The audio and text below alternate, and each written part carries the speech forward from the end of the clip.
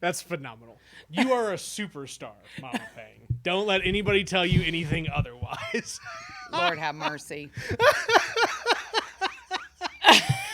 Do you feel like you use that? Okay, so did you say you came here for theater, but did you get the theater degree, or did I you did go? not. No, Okay. I went 2 years in theater for performance theater and loved it. But then I had to take a class which was required for all theater majors, which was a stagecraft class, and fell in love with stagecraft, which, if you know me, you would never imagine that I would enjoy being in the limelight, or being actually not in the limelight, but behind the scenes. And I loved it. I was all about like the making the sets and painting the sets and hurrying to get sets put together and all that. And I loved it. And that was great. So then I thought, well, maybe I'll change into set production and stagecraft. And then I thought, I am never going to make any money in getting a degree in theater. And against one of my very favorite professors, Lori Merrill Fink. She was one of my very favorite professors, extremely talented teacher and an amazing human being. Married to Tim Fink, who inspired me as well. I left theater and I tested to get into the School of Journalism. There are 3 schools at Southern Illinois University. There is lots of colleges, but there are 3 schools. There is the School of Law, there is the School of Social Work, and there is the School of Journalism. And so I thought, well, I mean, it'll be cool because I'm a decent writer and I like telling stories. So I'll test and see if maybe I'll be able to get into this school. And I did. And I tested into that school. And so I left theater and got into the School of Journalism. And that's the start of the next story for episode 22 of the WTF Carbondale podcast, where we talk to interesting people about their interesting lives and tie it all together real nice to this little place we call home, Carbondale, Illinois. And I'm ever so excited for episode 22, because what a story with Mama Pang. And that was perfect too, because normally I don't like get the rollout like right onto the how'd you get to Carbondale type thing, but that was like a real just nice like solid transition to get to that. So I'm going to have Lori and Tim on this podcast at some point in time. Oh, they're so amazing, both of them. I don't know if I'm going to get them on separately or together. And like I had the same issue like talking to Jerry and Solomon, who run the hot dog carts as well, because it's like I can't. It's sometimes it's difficult to, when you've got 2 people that are together known but then are separately their own characters. That's a whole roundabout way to say I grew up with AJ in high school, because AJ is best friends with my best friend's younger brother. So all the nice neat little. I was Lori's student in 1994. So that was a long time ago. You know, she was I was in her movement class, and I loved it. Tim produced quite a few shows on in the McLeod, but I loved, back then it was called the Lab Theater. Now it's called the Christian Moe Theater, I think now, because Christian Moe was an incredible professor in that school, or in that college, and when he passed away, they named the Lab Theater after him. And it was a theater more for like, you know, the avant-garde and that kind of thing. And that was my deal. I got down with that. I enjoyed that. The main stage, the big stage at McLeod was a little intimidating to me. And that's kind of when I fell in love with being backstage, you know, for that, rather than being on stage, which nobody in this world would ever believe that I would prefer to be backstage rather than front and center, but it happened. Well, you were nervous as all could be coming in here. Like, I don't want to be No, on. I don't. I mean, it's, you know, it's, I don't have any lines to rehearse, Nathan. Oh, okay, so you need it to be scripted. Yeah. If you're gonna be the star of the show. Yes. I mean, I wanted to know what you were going to ask me. I wanted to know how this was going to go, and you did not comply. Yeah, not a thing. Not a thing. Have you watched any of the other podcasts? I asked people this, and most people say no, so don't feel bad if you haven't. I did. I watched William Lowe's. All right. Yeah. Which was great because, I mean, he's, you know, him and I are kindred spirits, and I'm sorry. No, I'm just kidding. I know, but he is. It was one of those situations where I was like, well, he wasn't nervous. You know, maybe he was, but he certainly didn't show it. But I enjoyed listening to that. And then I watched it as well, which was really interesting because it's weird to be filmed whenever you're doing a podcast. Yeah. Too. So, well, and that was kind of part of a couple different things to go with that. I had no idea how the video format of it was going to go. And like, I knew that like, okay, well, the only way you're actually really going to get people listening is like, you got to have a video platform to run with, to like put it on Facebook or YouTube or whatever for easier distribution and people willing to watch.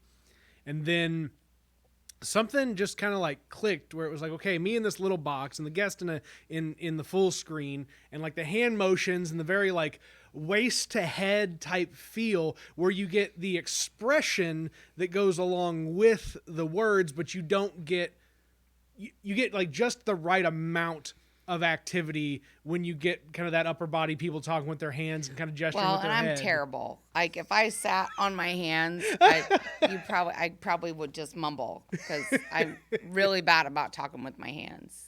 How like theater is the commercial kitchen world? Oh, wow. See, these are the questions that I would have asked, but no, that's a awesome question. Everything. Rehearsal, performance, presentation, all of those things fall into line with whether you're standing on stage or whether you're presenting a plate to somebody that's going to eat your food. I will never, ever pat myself on the back or shine my nails to anybody saying I'm an incredible cook. What I will say is that I'm an adequate cook and I will feed you something that you will like. Yeah. As far as theater, same. You know, I can carry a tune. I can follow in the chorus line, you know, but to me, it's everything in life, though, is all about practice. Whether you're putting on a performance of theater or whether you're putting on a performance of food, it's the same. It's not the same. That's a ridiculous comparison, but it is the same. Yeah. It is the same. It's the same where you want to please people. You want to make somebody happy with your product. So I think that's in my world. We were talking about that the other day with some friends. We're like, you know, where's your core values lie? You know, do you are you driven? Well, and I'll backtrack a little bit. I work at the university as a cook and have cooked for the football players for years. One of the football players I cooked for was Jeremy Chin, who is now plays for the Panthers. That boy, his focus was unparalleled to anything I've ever seen in my life. I don't own that ability. I don't, even if I was the very best at what I did, I do not own the ability of what that boy can focus on. I don't. But here's the thing. It makes me happy to make other people happy. So what we talked about was, like, is your ability to focus and strive and do the best, or is your ability to not necessarily settle, because I think that's a crappy way to describe it. Or is your ability just to make people happy? Mm-hmm. I don't have the ability to focus. I don't. You I and me don't. both, girl. It doesn't. I mean, I'm all over the place all the time. Everybody that has ever met me knows that I have a notebook in my bag that has 8 different lists going at 8 different times, because that's how my brain works. Mm-hmm. And it's not about me. It's about other people. Mm-hmm. And that's the way, luckily, at 45, I've decided that that's how my brain is. That's how I work. And that's okay. I used to, when I was younger, think, why can't I strive to be better? Why can't I strive to be this? Why can't I focus to be better? And I don't think it's a bad thing to want to make other people happy. Mm-hmm. I think sometimes people make you feel crappy about not excelling as yourself. But the way I look at it is that I do excel to make other people happy, and that's not a bad thing. So I did that with food eventually. Mm-hmm. After I got out of performance and I got out of writing, and I spent, almost 15 years in patient relations and patient advocacy with the Breast Center of Carbondale. And I thought, I can't sit in a windowless office anymore. And I want to do something that makes me happy, but that also I'm good at doing to make somebody else happy. Mm-hmm. And so I started a catering company. It's probably been 11 years ago that I started Mama Pang. Not Mama Pang at PK's, just Mama Pang, where I started small event catering, micro farming. I taught classes in my home to teach canning, the difference between water bath canning and pressure cooking. And guys, you don't want to do that with green beans unless you really want to get botulism, Botulism. Right. And so it was really important to me to teach people almost survival techniques without sounding ridiculous, because that sounds kind of ridiculous. It's 2020, and being able to can is a survival technique. It And is. The food system collapses in another 20 years, and all the wacky doomsdayer types have, me we've included, forgotten. have been working to get Carbondale to just have its own little, We've forgotten where our subsistence food supply system. comes from. Yeah. As a society, and I'm not a doomsdayer, and I'm definitely not a prepper, like even kind of. I just enjoy eating what I make and preserving what I grow. And so I started those classes, and the first year I had like 4 students, and it was really cool. It was in my kitchen, and it was just kind of a fun thing, because like I said, I had some gals that were like, oh, I bought a what are those things called that everybody's getting now? The air fryers? No, the Instapots. Instapot. There you go. Yeah. There you go. Well, I bought an Instapot, so I'm gonna can green beans, and I was like, no, you're not. No, please don't do that. Again, not if you don't want to get botulism. There are reasons that food safety things happen, and I've always been an advocate for health departments, which I know a lot of restaurants are like, F the health department. Boo-hoo, man. I'm not one of those. No. I'm a huge advocate for them, because I know why. I've spent so many years doing this, but anyways, so I don't know, I'm rambling, but No, you're perfect. But food health departments are there to make you better. they're and protect the also public. there to keep people safe. Yep. I am an enormous advocate for our health department. There are things that you're going to get dinged on. When the health department comes in, I always I have a couple employees at my establishment that I run, and that the health department license is under my name. I've always said, do nothing but tell the truth. When they come in and they temp your soup and they say, well, how long has this been cooking?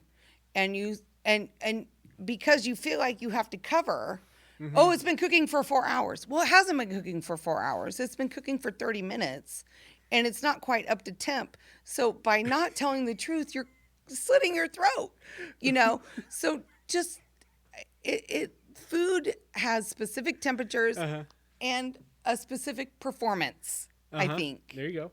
I don't know really how to tie that back in, but truly it does.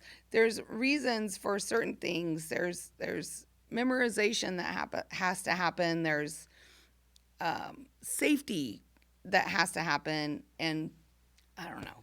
I'm just one of those people that I am full-fledged down with the health department and health regulations. How, do you there was a guy who was a butcher at Schnucks who taught the health manager food course. Do you know who I'm talking about? I don't. Okay.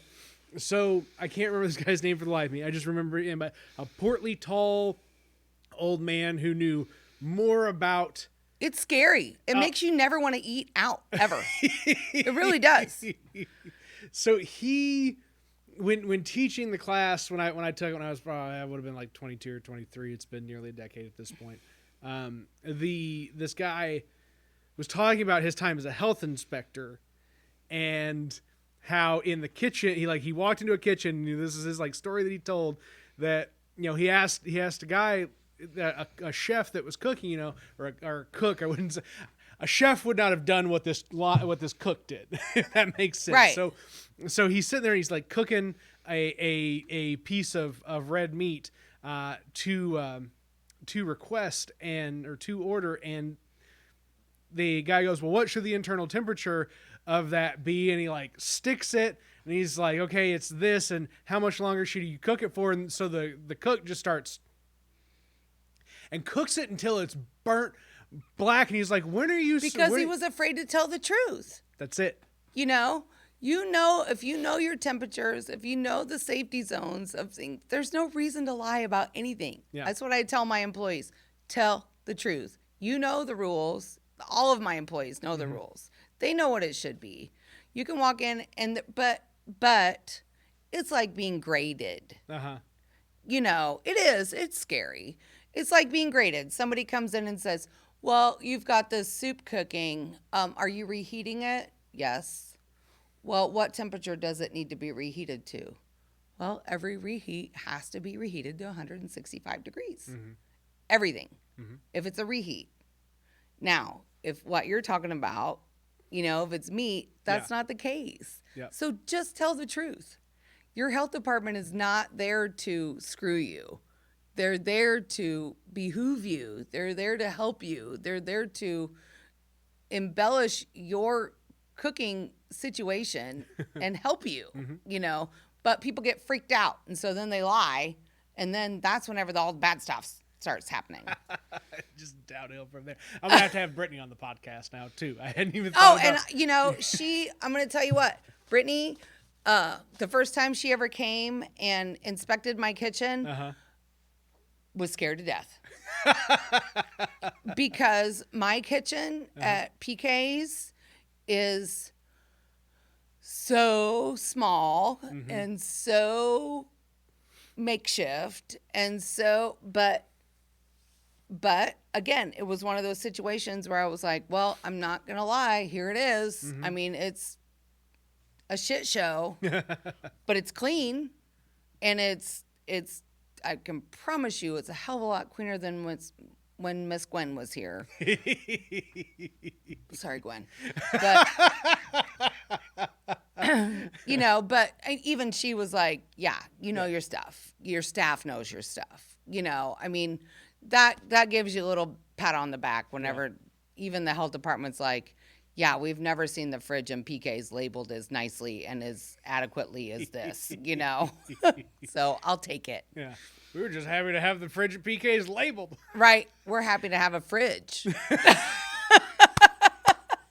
There it is. Yeah. Have you all Did you give yourself the Mama Pain moniker? Did you I pick that didn't. up elsewhere? Where does Mama Pain come from? Okay, so I told you I started out in theater. Yeah. Then I moved into journalism. Uh-huh. I got into entertainment writing. Mm-hmm. I worked for the DE for a few years. As we all have. No. Right? Started the Glyph, helped start the little insert called the Glyph. It was an entertainment fold that went into the paper. And this was years ago. This was probably 95 when the DE was a 22-page paper. Oh yeah. Back then. Pulling the old files out and opening up to see Yeah. It was an actual newspaper, and a full daily in the proper vein of, and it's nothing to say. There's and nothing they're killing that the current it now. journalism students that are doing that has done anything to take it that direction. Well, right? and they're killing it now because here's the thing: they're moving forward because things are going digital. Yeah. It just wasn't back then. You know, I mean, it wasn't an option. So I worked the entertainment desk then. I got poached from the DE in 1997 by a local recording studio called Noteworthy Studio that was owned by Kevin Graham and Todd Freeman. They were very reputable recording studio to be basically their Girl Friday. But I don't. You're gonna have to give me more context. I don't understand the girl. Yeah, I started out just kind of being a secretary, kind of being an administrative assistant. Then it evolved into, oh, well, she can talk some shit, and maybe we should start a vanity label. So a vanity label was started called Relay Records. They had Reception Records. Then we started Relay Records. Relay Records, basically, back in those days, if you wanted to play a show in Chicago or St. Louis or Nashville, if you didn't have a label, nobody talked to you. So that was my job. I became a manager of 17 different bands in Carbondale. One of the bands was the Wax Dolls that consisted of Sean Dawson, John Rector, and Luke McNeil. And I think we were in Chicago at the House of Blues, and we were loading in, and of course the stage manager was like, "Oh, Miss Pangburn, you can come up into this private area, and we'll work out the terms." And I was like, "I'm not coming in anywhere. I'm getting our bands loaded in. I'm not one of those managers, So Sean Dawson actually nicknamed me Mama Pang. Because I took care of everything. I took care of where they slept, when they slept, where they stayed, where they played, etc. So Mama Pang was coined from back when I dealt with local musicians a million years ago and a whole other lifetime ago. That's cool. Yeah. That's cool that has stuck with and carried through. I was one of the few female managers in Carbondale that ever dealt with musicians on that kind of level ever that I know of. But yeah, it was crazy. It was awesome. It was great. I mean, I traveled the United States really with local bands from Carbondale. It was awesome. But yes, that's where the term Mama Pang came from, is because I took care of those guys like they were my kids. Yeah. And it continues on. I mean, not necessarily with musicians, but because I still take care of people like they're my kids.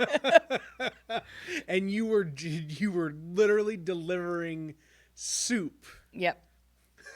Right before I came here, I took a couple of the SIU football players, some of my French onion soup that they prefer. Cody Kreider had ACL surgery, and he really likes my French onion soup, so I made him and his girlfriend some French onion soup and homemade croutons and took it over to their house for them. So freaking cute. Because I love those kids, absolutely adore them. Do you will you cook out of your PK's kitchen or out of your SIU kitchen, or does it just kind of No, out of PK's. Okay. Anything that's out of SIU gets served there at SIU. Okay, so when it stays if I do any kind of catering, it comes out of PK's because I have that license to do that. But no, I can't deliver anything out of SIU. Otherwise, you get charged with theft from state property. Oh yeah, okay. Yeah, that would do it. I don't want that. I can understand that. How did the PK's kitchen like come to be as it is now? I mean, was it just Wow. Because did you start before or after Gwen passed? I started after Gwen passed away. Okay, all right. When Gwen passed away, of course, I had been going to PK's for years, and when Gwen passed away in June of 2018, they needed a license, and I had the license. Mm-hmm. And so Curtis Conley contacted me about it, and there was no question. I mean, that was just, yes, of course. Yeah. Then then I got laid off from SIU. 44 of us got laid off from SIU that year, which was devastating. Mm-hmm. To have a job where you think you're good to go and everything's good and you're a cook, a head cook, and life's going great, and then you're done. Yeah. You just get laid off. It was absolutely world-wrecking and devastating. And so then that happened in May. Gwen passed away in June. I opened the kitchen in September. I had ankle surgery in August, Mm-hmm. August 30th, and major ankle surgery August 30th, and opened the PK's kitchen September 10th. Wow. And it's been going strong ever since. As somebody who wrecked my ankle at the start of this pandemic, I can't imagine going from major ankle surgery to... I had 27 pins and 4 plates in it, and they removed half of the hardware August 30th prior to me opening it up. So I was in a boot for 6 weeks when I opened up the restaurant, the kitchen, and hobbled around for 6 weeks in a boot. Whatever. I loved Gwen that much. I told her I swear that woman was cussing me every day, though, when I go in. But, yeah, Wow. and so that's how it's been going ever since. That's phenomenal. Why would Gwen be cussing you every day? Oh, because she did not like people in her kitchen. Oh, okay. Oh, well, I still have that aspect of it. picture. Okay. I have a picture of her on my fridge that will never ever come down, and a handwritten note of hers that will never ever come off of that fridge that says, "Stay out of my food." Yeah, and it will never come off of that fridge. She did not like people messing around in her kitchen. That's phenomenal. Yeah. I mean, it's relics like that. I mean, there's just so much character in that one thing. Oh, and she, Gwen was. Everybody called her the grandma to everybody, and she was. I mean, I met Gwen when I was 21 years old, and she loved people. And if I could ever have just an inkling of that love and respect for my customers or my friends or these people, then I feel like I've succeeded, because you never wanted for anything if it came to Gwen. You didn't. She may give you a hard time about it. I know people that would get in trouble or, need money or get themselves in predicaments. Mm-hmm. And Gwen would let them know that she was not necessarily happy, but she would never say no to them. Yeah. She made sure that they were taken care of. And eventually, hopefully someday I can do the same. Yeah. Now I can just do it with food. I'll make you dinner, but Gwen would have wads of cash in her pockets, but I don't have that kind of opportunity right now. Well, that opportunity doesn't exist for anybody under the age of 55. Not in this now. Country. No. Well, before or after the pandemic, either way, it's Right. Especially not right easy now. to be Gen No. X, millennials, or even Gen Z, and trying to. This pandemic's been very, very rough especially for this line of business. Yeah. 100%. I mean, who? I mean, I know we've lost some restaurants in town. I just can't even, in my mind, who. QQ Bubble Tea hasn't been open. China Express hasn't been open. I'm going down kind of the strip, line. yeah. I mean, and the thing is that people will pop up, and back out, pop up. But honestly, I told Wally today, the exact thing I said to him today was, we have to be fluid with this. Yeah. I am a creature of habit, and if you know me, I've got a notebook in my purse at all times with lists of things that I want done. And I think I brought it up earlier. You can chuck it out the window because right now, nothing, you just can't. Yeah. Everything has to be fluid. And if you can't be fluid, then you're going to sink. That's what I told. That's what I was telling you that when I went and got biscuits and gravy that that morning right before Wally decided, like, hey, I need to hit the drawing board and figure this out. As a vegetarian, being able to go in and have those mushrooms, biscuits and gravy, oh my God, I've been craving biscuits and gravy for years. I didn't know you were a vegetarian. I am a vegetarian. Awesome! I started, I mean, it's been a little over a year now. I watched whatever the documentary was on Netflix that came out. It talked about all sorts of the health benefits. Was it Forks Over Knives? I could tell. It was whatever it was. It was the one where this dude did like a deep dive on it about how being a vegetarian versus eating meat affects your body, and it had like a blend of both, like shock value, like scare you out of eating meat stuff, combined with like, look at these professional athletes and how they're utilizing a plant-based diet to. And they're still professional athletes. Yeah. Yeah. I was a vegetarian for quite a long time. Yeah. Over 20 years. Nice. Not so much anymore. Yeah. I get my meat on now, but I think too, having been a vegetarian, I think being a vegetarian makes you a better cook. Mm-hmm, mm-hmm.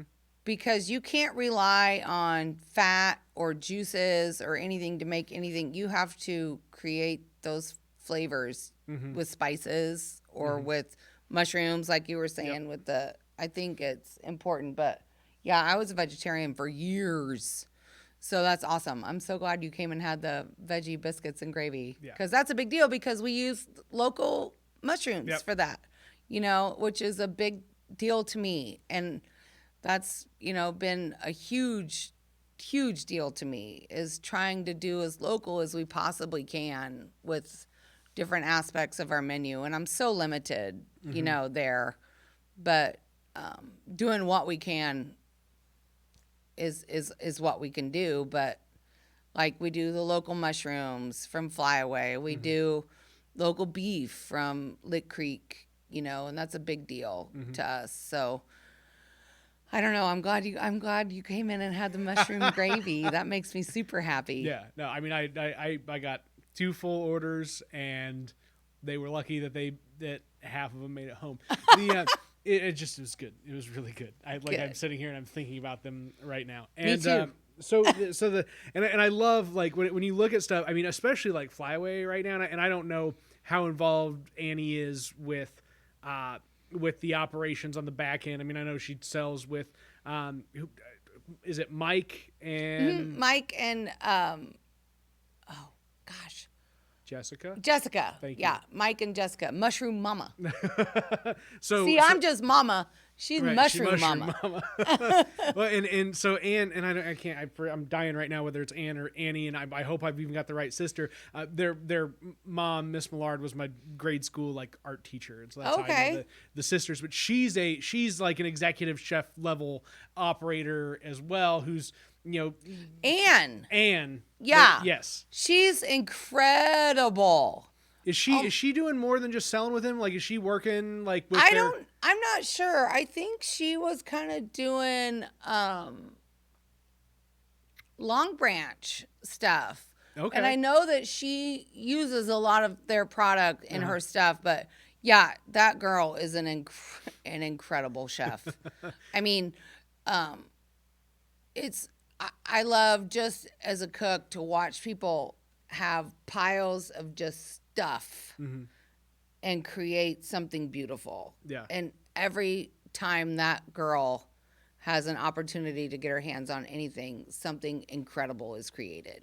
Every time. When she lived in Champaign for a little while, she would post every now and then some of the barbecue stuff she was doing up there. Yeah. And it was just like, yeah, I think, grew oh my up gosh. just about 20 minutes south of Champaign.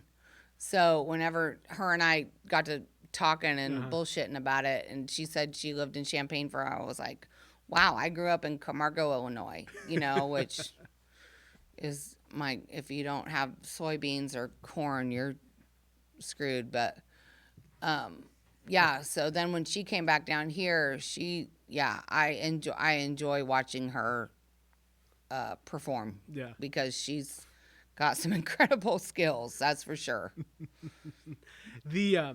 Oh my gosh, there's so many awesome offshoots that I could get into now, and I'm like trying to wrangle my brain back in. That was okay. So there was I told Wally, and I was like, man, you got to go talk to Doug, and what Doug's doing at Keeper's every week it's a different restaurant, right?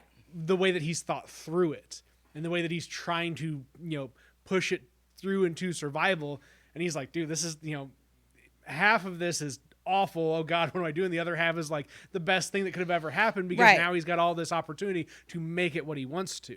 Right. And like I told Wally, I was like, you got to go do this. Like I was like, go talk to him, see what his mindset is. Well, that's funny that you mentioned that, because like a month, 2 months, 6 weeks ago, maybe, I'd brought up doing this like take and bake option from PK's, and I was like, it may be a shit show. It may be great. Yeah.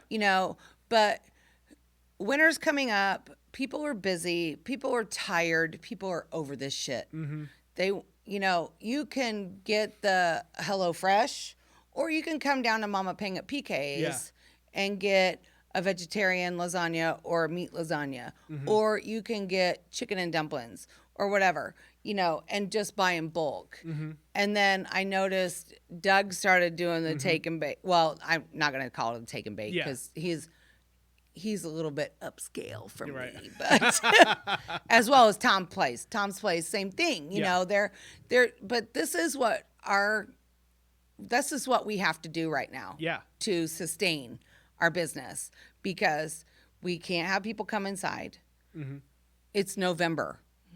We can't have people sit outside, and so if we're going to be in this business, we all have to figure out some kind of sustainable situation, and everybody's just clawing at the cliff on what can I do, what can we do, and it's a struggle for sure. And it's so much, right? Like you're not. This isn't like I got to make the money and this, that, the other. It's like I gotta float. Like I gotta stay afloat. Yeah, I mean, all I have to do is get to the other side of this.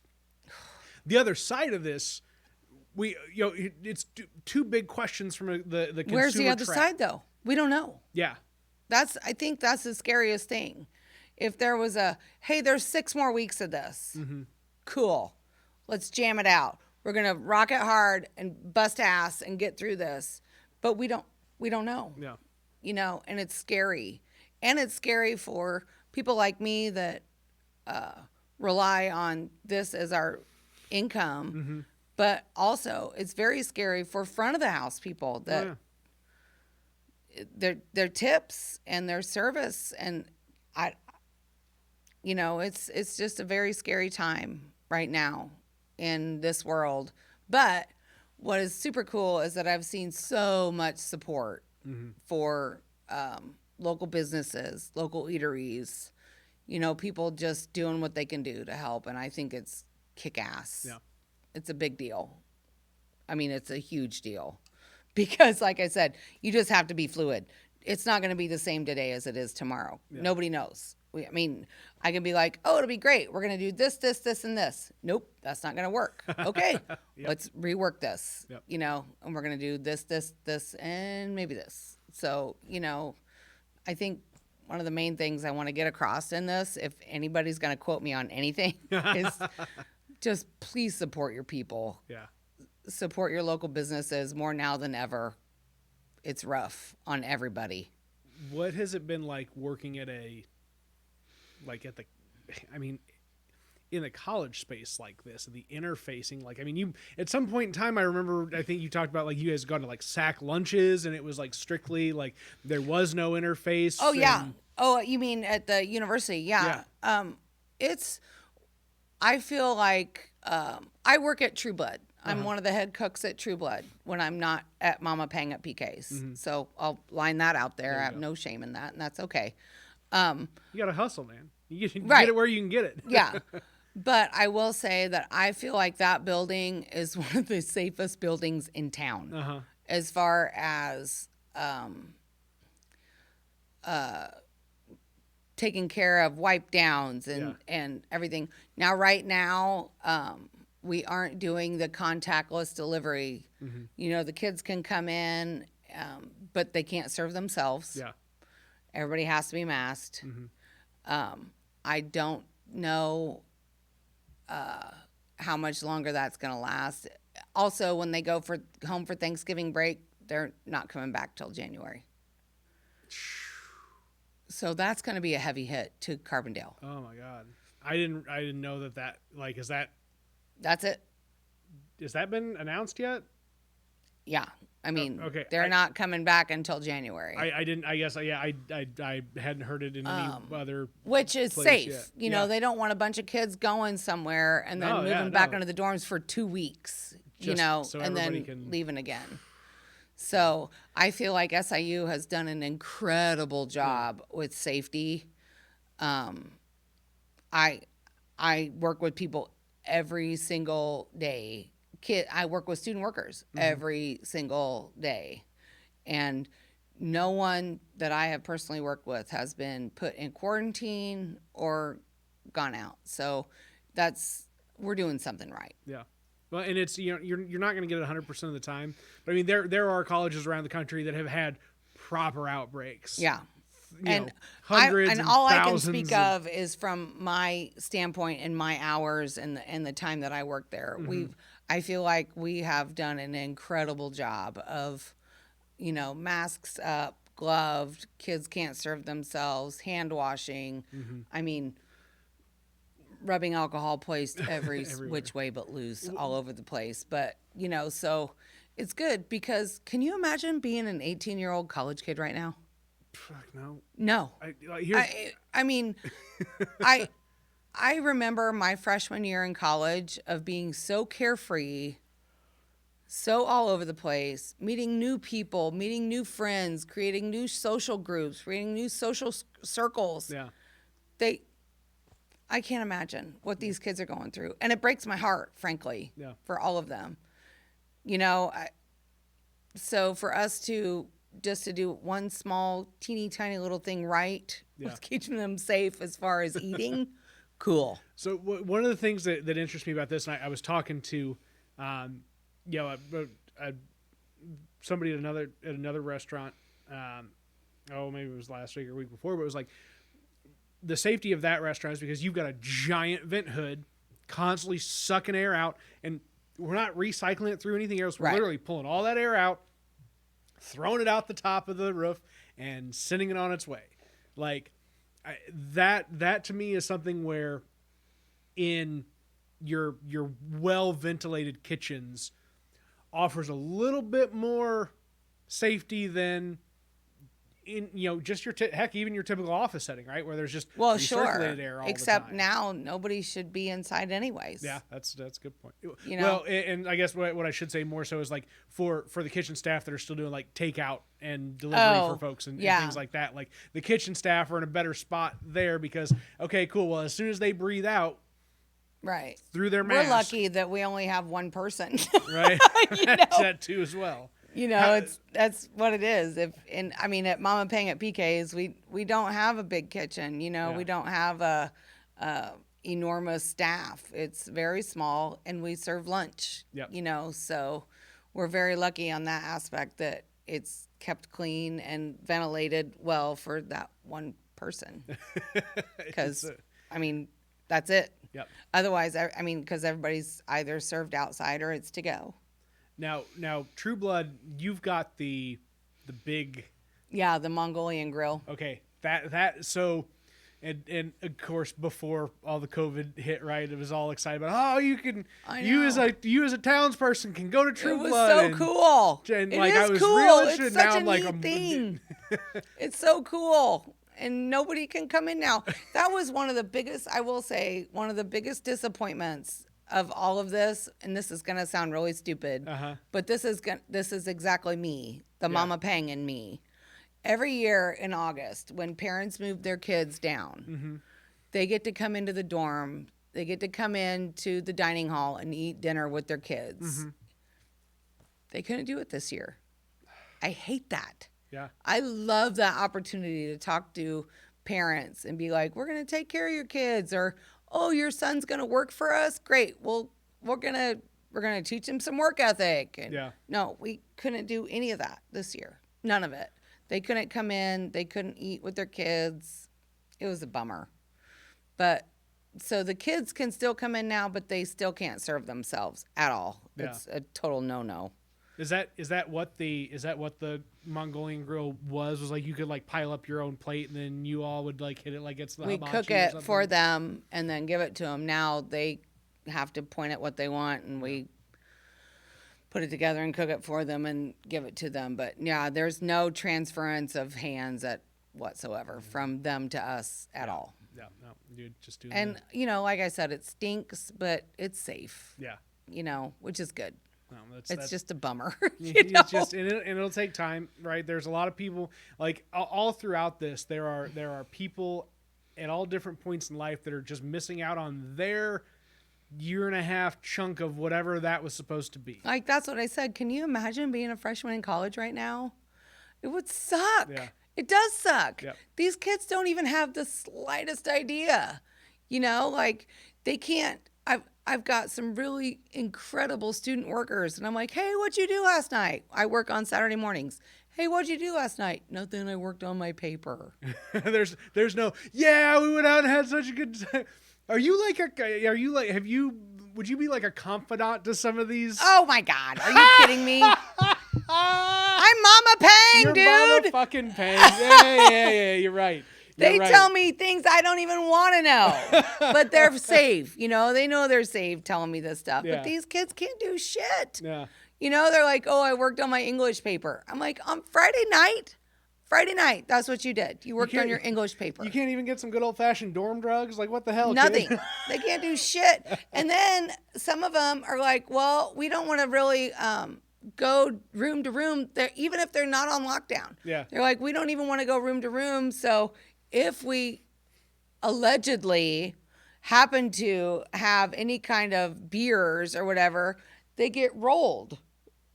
There's nobody going anywhere. That's terrible. These kids there's no socialization for 2020 kids for college.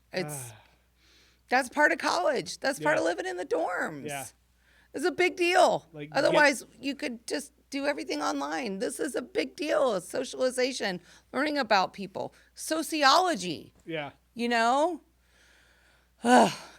We need like SIU needs to invest in red Solo cups and pieces of string. Well, luckily people have their cell phones, and I will say that didn't exist whenever I was younger, but These kids, I'm just like, God, you guys can't go anywhere. They're like, well, so-and-so is going to have a party over at their apartment, but we're not going over there. Yeah. Because, well, then everybody in that apartment complex has been together, but we've been living in the dorms, so we're not going over there. Yep. Well, the mom in me says, good job. Don't go over there and be a dipshit. But the pang in me says, damn, man, go have some fun. You're in college. You're 18. You're 19 years old, So it's rough. I can't imagine it now. But that's good. I mean, and that is something that people should hear. Clearly, they don't hear enough of. There's too much bullshit about, oh, well, young people are still the problem with coronavirus and blah, blah, blah. No, they are not. I can tell you that. We serve, 800 kids a day at True Blood for one meal, whether it's breakfast and then another 800 and 900 for lunch, and then probably over that for dinner. And every kid, I almost said child, but because they are. Yeah. Okay. They are masked. They are using sanitizer.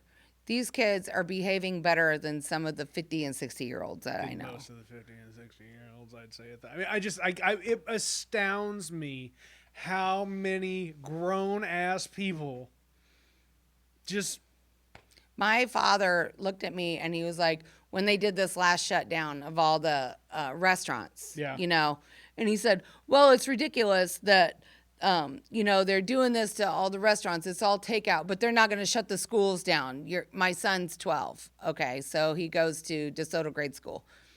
And he said, they're not going to shut down the schools. I said, no, what's pathetic is that a 12-year-old can follow rules and wear a mask for 8 hours a day. And what, 55 or 60-year-old or 70-year-old person can't wear a mask for 30 minutes to go into the damn store. Little kids, they get it because that's what they're told to do. Yeah. It's the adults that are not dealing with this well and unfortunately spiking cases in our region. That's pathetic. I just buried my grandfather 2 weeks ago to COVID. Oh, my God. Yeah. So it's real and it's in people's faces and people want to pretend like it's not real and it's not going to affect them, but it will. I'm sorry. Thank you. He was older, but regardless, it's a deal. It's real. Yep. And people want to pretend like it's some political stance, and it's not political. It's just living. It's wanting science, to live. It's for God's sakes. So not to get political on it or anything, but no, you're fine. I mean, you're talking to one of the more political people in town.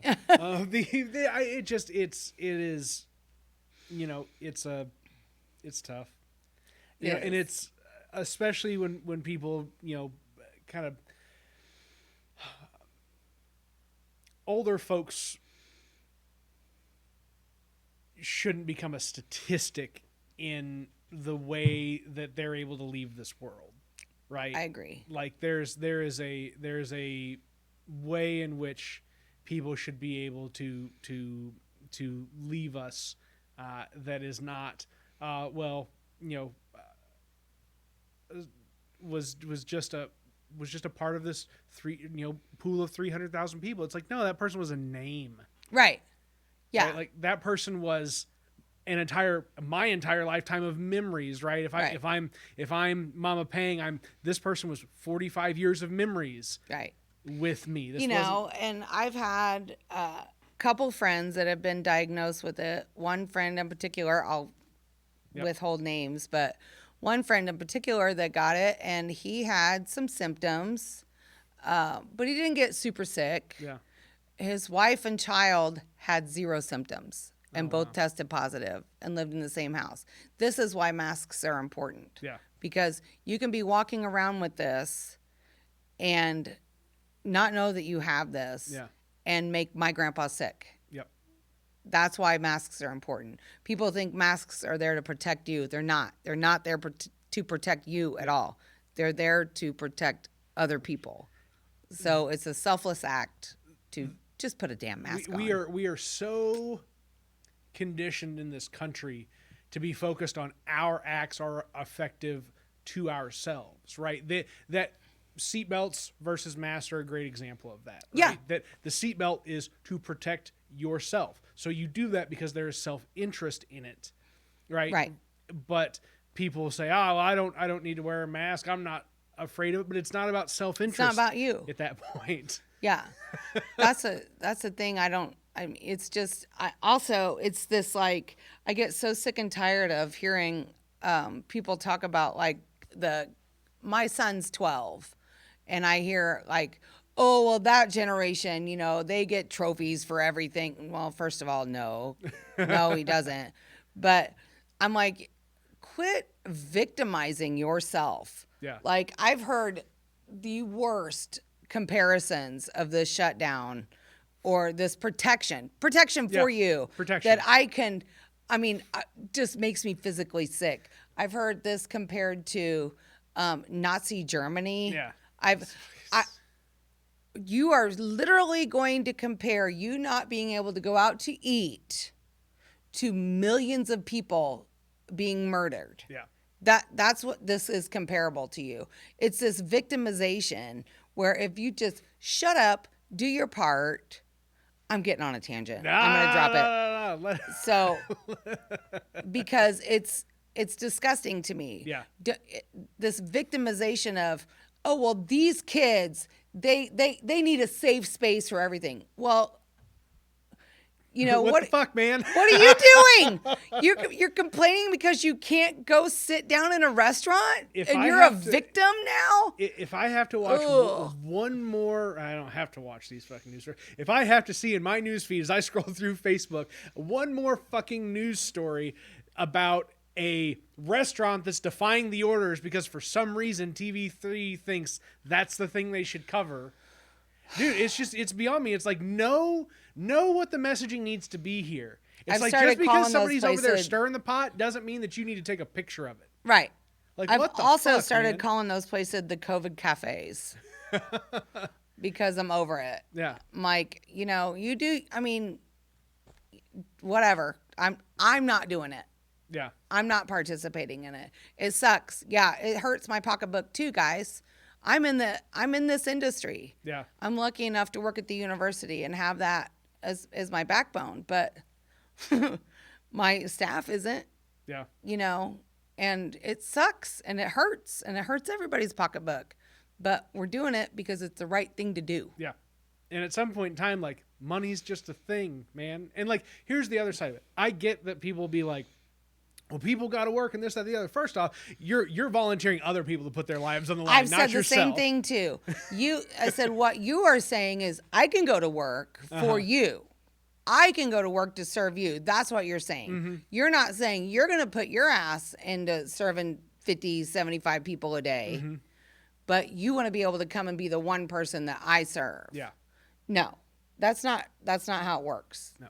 But again, that's the victim. I'm a victim because I can't order a freaking catfish sandwich. Yeah. Whatever. Hell, you can even still order the catfish sandwich. You just have to take it home. You have to take it home, dumbass. Take it home. I'll even teach you how to make tartar sauce. I promise. I keep wanting to do a cooking show, like utilizing the equipment at hand that I've got to do that, and I've still haven't like landed on how to do it or what to do or whatever. But Let's do it. I keep and it's fuck, man. First up, tartar sauce.